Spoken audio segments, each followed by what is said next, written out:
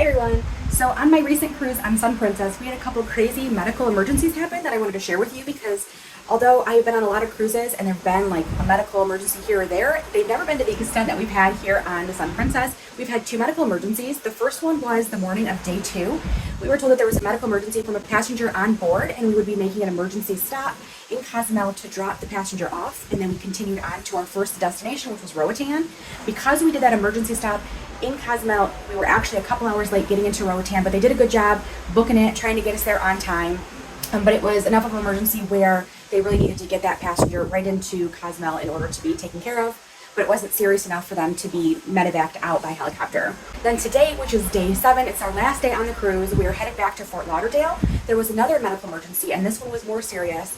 So right around, I'm going to say like 1:30, we heard the captain come on the loudspeaker and let us know that one of the passengers was having a medical emergency, and it was severe enough where they were going to be medevaced out by a helicopter. They couldn't wait until the morning when we got into Fort Lauderdale. So a helicopter actually came all the way out here, and there is not a helipad on the Sun Princess. They actually were hovering over the ship, and one of the medical workers rappelled down onto the boat in order to hook up the passenger and get him back into the helicopter and then take off to, they said they were taking him to Miami for medical assistance. I hope both passengers are okay. You know, if a helicopter comes in to medevac you out, it is pretty serious.